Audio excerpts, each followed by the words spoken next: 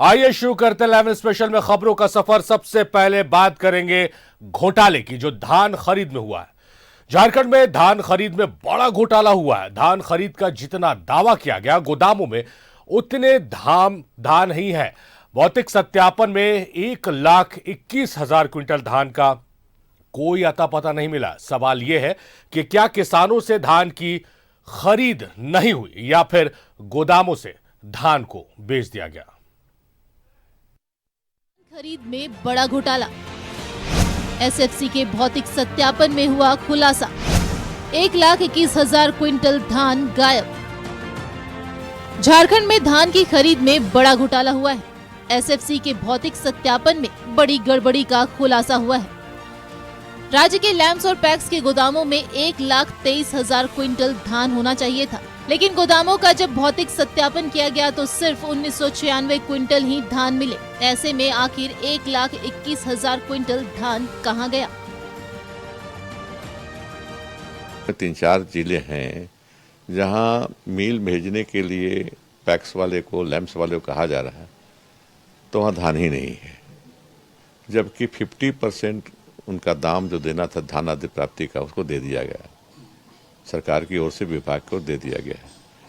ऐसी स्थिति संदेह पैदा कर रहा है कि क्या सचमुच में धान खरीदा गया था और तब पेमेंट किया गया था, या पेमेंट कर दिया गया, धान खरीदे दिखा के पेमेंट कर दिया गया था। इस पर जांच चल रही है। झारखंड के 9 जिलों में धान खरीद में बड़ा घोटाला।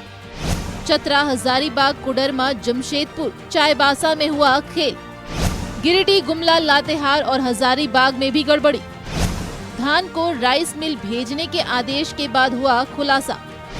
जांच में खाद्य आपूर्ति विभाग को मिले चौंकाने वाले आंकड़े। गोदाम में होना चाहिए था 1,23,000 क्विंटल धान। गोदामों में भौतिक सत्यापन में मिले सिर्फ 1,996 क्विंटल धान। आखिर कहां गया 1,21,000 क्विंटल से ज्यादा धान? क्या धान खरीदे बिना ही किसानों के खाते में भेज दी गई राशि? क्या किसानों से धान की खरीदारी के बाद गोदामों से बेच दिए गए धान? किसानों से 2,050 रुपए प्रति क्विंटल की दर से खरीदे गए थे धान। किसानों को पहली किस्त का हो चुका है भुगतान। किसानों के खाते में भेजे जा चुके हैं 1,020 रुपए प्रति क्विंटल की दर से राशि। लैम्स और पैक्स के साथ डीएसओ की भूमिका पर भी सवाल। शुरुआत तो कीजिए आप पैक्स से और लैम्स के कमिटियों से, उनके अध्यक्ष से।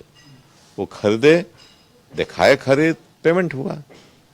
लेकिन ये भी है, सच है कि खाली उनके कहने से पेमेंट नहीं कर देना है। आपको तसल्ली होनी चाहिए, संतुष्ट होना चाहिए जिला पदाधिकारी को, आपूर्ति पदाधिकारी को, कि हाँ धान सचमुच में खरीदी हुई है और धान गोडाउन में रखा गया है। ये भी है, सत्यापन करना चाहिए, तब पेमेंट करना चाहिए। धान की खरीद में घोटाले से विभाग में हड़कंप मचा है। विभागीय कार्रवाई और राशि की वसूली के लिए खाद्य आपूर्ति विभाग ने कई जिलों को पत्र लिखा है। साथ ही एफआईआर दर्ज करने का आदेश भी दिया है, जिसके बाद गिरिडीह जिले से 81,23,000 रुपए की वसूली हो चुकी है। न्यूज़ 11 भारत के लिए रांची से राकेश कुमार की रिपोर्ट। तो धान खरीद में बड़ा घोटाला हुआ है और किसानों के खाते में पैसे भेज दिए गए हैं।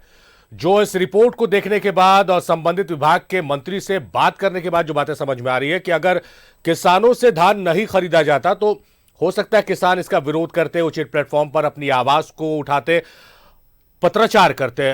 तो क्या इस बात की संभावना जताई जा रही है कि गोदामों से धान को बेच दिया गया है? राकेश हमारे सहयोगी हमारे साथ लाइव जुड़ रहे हैं। राकेश, बड़ा घोटाला हुआ है धान खरीद मामले में, किसानों के अकाउंट में पैसे गए, किसानों की तरफ से कोई शिकायत, कोई पत्राचार नहीं हुआ, तो क्या गोदामों से मिली भगत कर बेच दिया गया है अनाज? नहीं, देखिए 2-3 बातें हैं शारिफ इसमें। पहली बात तो ये भी है कि क्या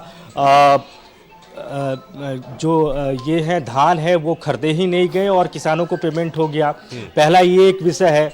दूसरा विषय इसमें ये है कि हो सकता है कि धान खरीदे गए हों, गोदाम तक धान आए हों, लेकिन गोदाम से ही धान को जो है वो बेच दिया गया हो। तो ये दोनों जो विषय है और दोनों जो बिंदु है, इस पर विभाग जो है, विभाग की नज़र है और विभाग इन दोनों बिंदुओं पर ही तफ्तीश जो है वो आगे कर रहा है। देखिए, छोटा मोटा आंकड़ा नहीं है सारे। एक जो मेरे पास जो आंकड़े हैं, जो न्यूज़ 11 के पास आंकड़े हैं, 1,21,000 क्विंटल धान जो है वो गोदाम से गायब है। यानी आप समझ सकते हैं 1,21,000 क्विंटल कोई छोटा मोटा अमाउंट नहीं होता है शारिफ।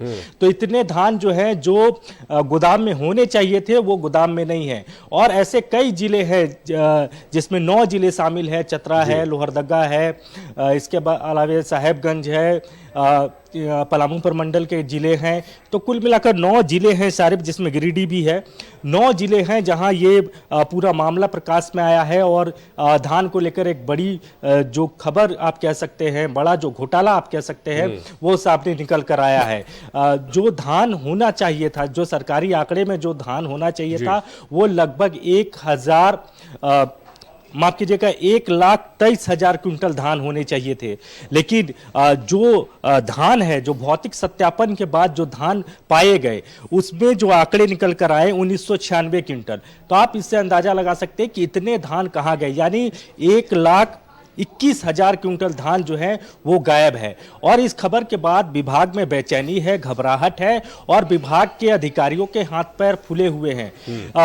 तमाम जिलों में इसको लेकर जिलों का मैं जिक्र कर रहा हूं आपके समक्ष। 9 जिले का जो जिक्र मैं आपके सामने कर रहा हूं, तो उनसे पत्राचार भी विभाग के अधिकारियों के द्वारा किया गया है। खाद्य आपूर्ति विभाग के अधिकारी के द्वारा, खुद विभाग के जो सेक्रेटरी हैं उनके द्वारा पत्राचार किया गया है और ये कहा गया है या तो आप उतना धान आप लाइए जो आपके गोदाम में था, या फिर उसके एवज में जो पैसा बनता है वो पैसा आप विभाग को दीजिए। तो एक बड़ा घोटाला हुआ है। अब इसमें जो लैम्प्स हैं, जो पैक्स हैं, जहां धान रखे जाते हैं, उनकी भूमिका भी संदेह के घेरे में है। इसके अलावा जो अधिकारी हैं जिनको भौतिक सत्यापन का जिम्मेवारी दिया गया था कि आप पहले भौतिक सत्यापन कर ले धान को लेकर, उसके बाद ही आपको पेमेंट करना है, तो उनकी भूमिका भी जांच के दायरे में है। तो दोनों की भूमिका को देखा जा रहा है कि किसकी गलती से ये इतना बड़ा जो सरकार को क्षति पहुंचा है वो किसकी गलती से हुआ है। तो इसको लेकर जांच जारी है। कई जगह से पैसे भी आ गए। गिरिडीह से जो बकाया था, पत्राचार के बाद गिरिडीह जिला ने कुछ पैसे विभाग को वापस भेज दिए हैं, लेकिन कुछ अभी भी कुछ पैसे बचे हुए हैं और बाकी जिलों से किसी तरीके की कोई रकम जो है वो विभाग को नहीं आई है। तो पत्राचार किया गया है, विभाग की तरफ से कड़े पत्र भेजे गए हैं और उम्मीद की जा रही है कि जो पैसे हैं उस धान के एवज में वो पैसे विभाग को भेजे और नहीं तो उनके खिलाफ FIR भी होगा। इसका भी आदेश दिया गया है सारिफ। ये राकेश, क्या पता चल पाया है कि ये जो भौतिक सत्यापन हुआ है, जो स्टॉक था और जो धान थे उसके जो आकलन किया गया, वो किस पीरियड ऑफ टाइम का है? क्योंकि अलग अलग जिलों से इस तरह की खबरें आती रही हैं कि जो धान है, जो राशन है, पर्याप्त मात्रा में नहीं मिल रहा है और पीडीएस दुकानदारों पर इसका आरोप है। हंगामे की खबर हाल के दिनों में मैंने कई खबरें पढ़ी है कि कई अलग अलग जिलों से आए हैं। तो क्या ये वजह रही है या कोई और कारण रहा है, और कौन से पीरियड ऑफ टाइम का, क्या इसकी जानकारी मिल पाई है? नहीं, देखिए, ये पूरा जो मामला है 2022-23 का है, यानी इसी वर्ष का है।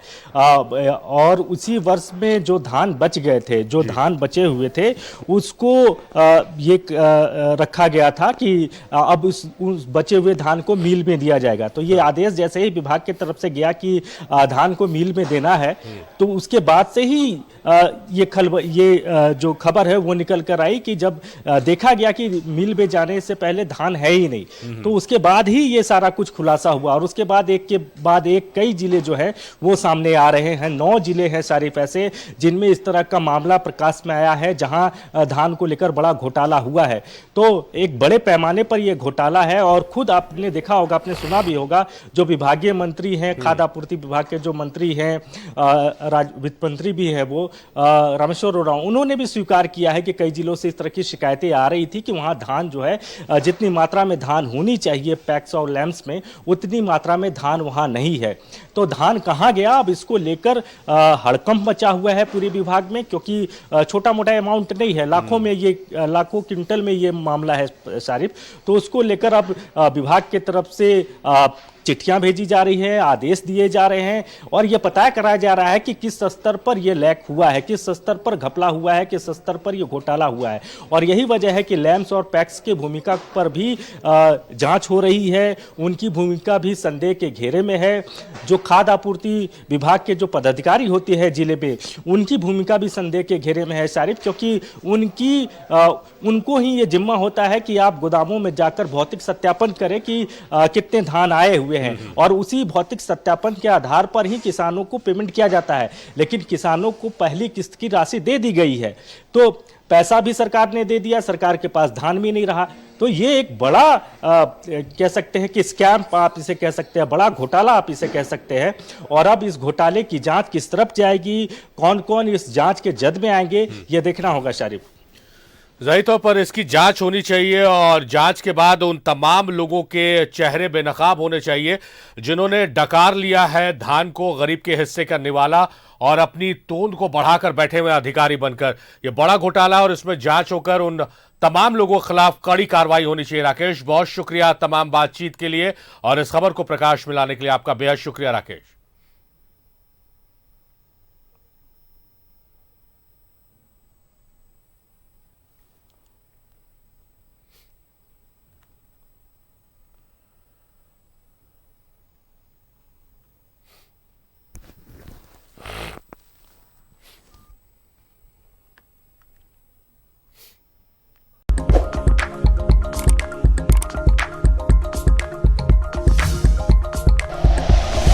Like and share videos, subscribe करें हमारा चैनल और प्रेस करें बेल आइकॉन। न्यूज़ 11 भारत, सच है तो दिखेगा।